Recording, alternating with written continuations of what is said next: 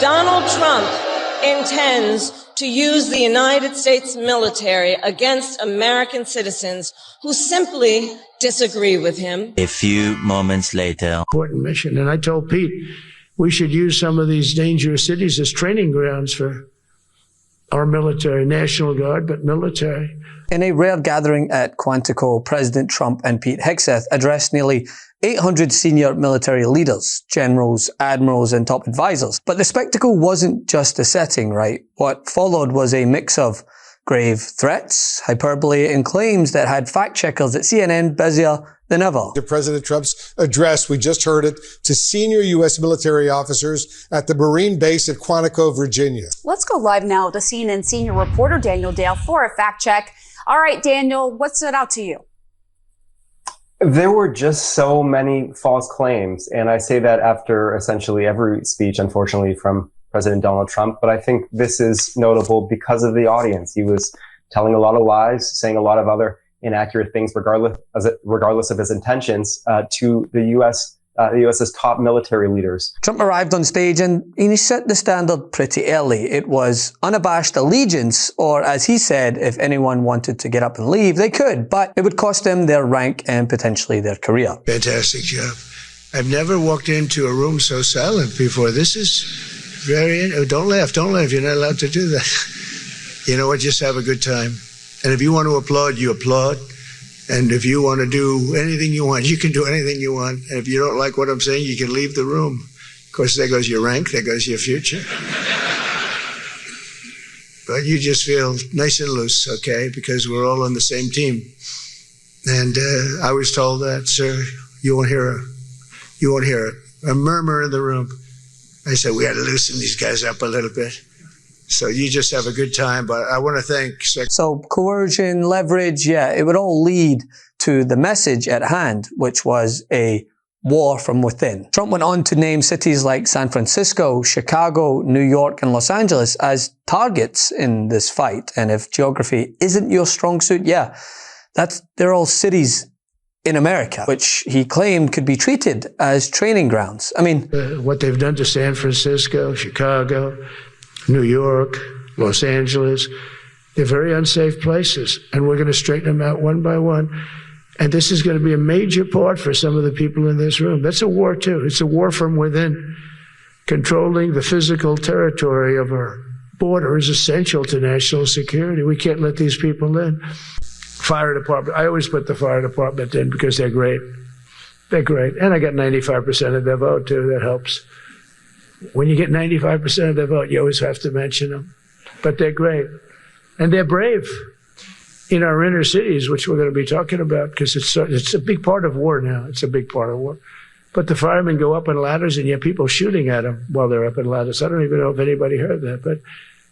And I said, don't talk about it much, but I think you have to. Our firemen are incredible. They're up in one of these ladders that goes way up to the sky, rescuing people, and you have animals shooting at them.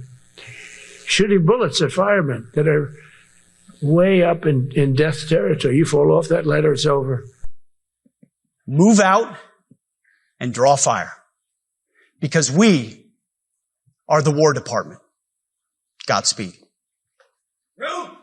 Attention!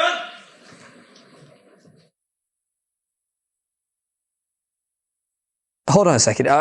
Do people understand the gravity of this? Like what he's saying here, the magnitude of it all. It's so grim, but it wouldn't be a Trump speech without a slew of falsities, and fact-checkers, CNN among them, began dismantling many of Trump's statements before he'd even finished his speech. They flagged claims about crime in blue cities, which were false, the idea that he's reversing inflation, again false, and exaggerations about military readiness. Telling a lot of lies, saying a lot of other inaccurate things, regardless of his intentions, to the U.S.'s top military leaders.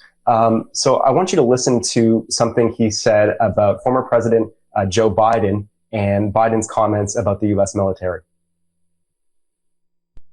I go around bragging about that. I said, we have the strongest military anywhere in the world. I say it. You never heard Biden say that. You never heard him say anything. But you never heard him say, did you ever hear him say, we have the strongest military? He doesn't say that. I say it. President Biden said that over and over. This took me about 5 seconds to find on Google. One sample quote from 2023. Our U.S. military, and this is not hyperbole, I've said it for the last 2 years, is the strongest military in the history of the world, not just the strongest in the world, in the history of the world.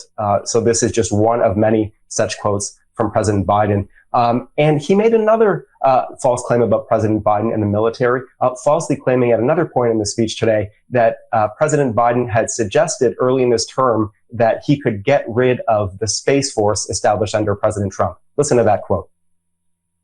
The Space Force turned out to be a very important thing. I said from the beginning, you know, when Biden came into office, he wanted to terminate it. He said, and this thing called Space Force, so we could get rid of that. And he got hammered by the people in this room for even suggesting it, because it's very important.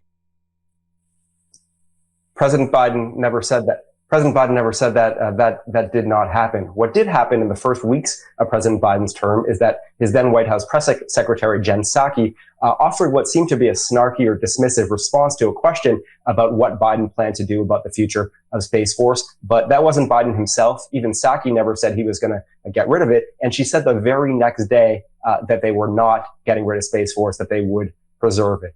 So those are just two of a whole bunch of false claims from President Trump today. He also repeated his usual lie that the 2020 election involving him and Biden was rigged. Of course, he lost fair and square. He repeated this lie that he tells over and over, that the Congo and Venezuela both emptied their prisons to somehow allow prisoners to come to the United States as migrants. There was no evidence that any of that happened. President Trump's own team has never been able to offer any corroboration. And I've spoken to independent experts on both the Republic of Congo, Democratic Republic of Congo, and Venezuela who have said they have seen nothing to support any of that.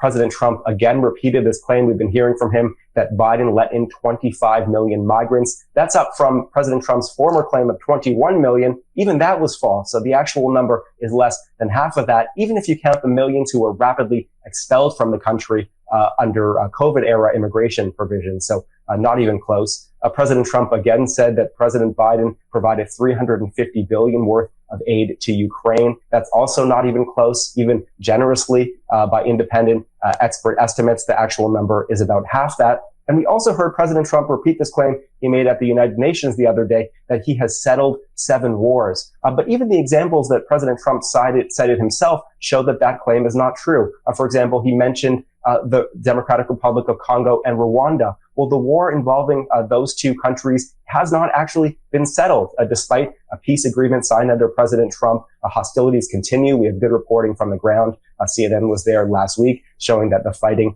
continues. And the peace agreement that was signed under Trump did not involve the rebel coalition allegedly backed by Rwanda that's doing much of the fighting. He also mentioned Kosovo and Serbia as a supposed war he has ended. Well, they have not actually been at war under President Trump. He previously claimed that he prevented a new war from erupting. There's thin evidence even for that. But the claim that he ended an actual war between those two entities is just not correct. But beyond the lies, right, Trump's remarks highlight something darker, a willingness to deploy the US military against its own citizens. By labeling American cities as battlefields, he's framing protests and dissent not as democratic expression, but as enemies to be subdued. Something that, who brought that up again? Oh, that's right. Vice President Kamala Harris. She warned this was coming, saying that Trump would use the language of law and order to justify force against Americans who disagree with him. Donald Trump intends to use the United States military against American citizens who simply disagree with him. People he calls, quote, the enemy from within. America, this is not a candidate for president who is thinking about how to make your life better. This is someone who is unstable, obsessed with revenge, consumed with grievance, and out for unchecked power. Partnered with the barrage of falsehoods, this was one of the most sinister and dark speeches the president has given in recent memory. And that is saying something. You know, as former President Obama recently warned about, Trump's rhetoric being a, quote, violence against the truth. So we have the spectacle of my successor in the Oval Office making broad claims around certain drugs and autism that have been continuously disproved. And the degree to which that undermines public health, the degree to which that can do harm to women who are pregnant, the degree to which that creates anxiety for parents who do have children who are autistic, which, by the way, itself is subject to a spectrum, and a lot of what is being trumpeted as these massive increases actually have to do with a broadening of the criteria across that spectrum so that people can actually get services and help, not to, it's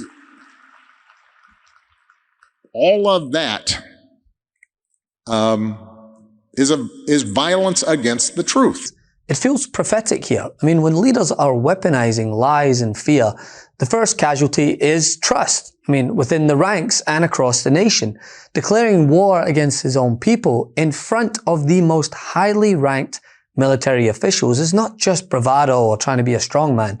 It's authoritarian 101, and there's just no sugarcoating. Love this video? Support independent media and unlock exclusive content, ad-free videos, and custom emojis by becoming a paid member of our YouTube channel today.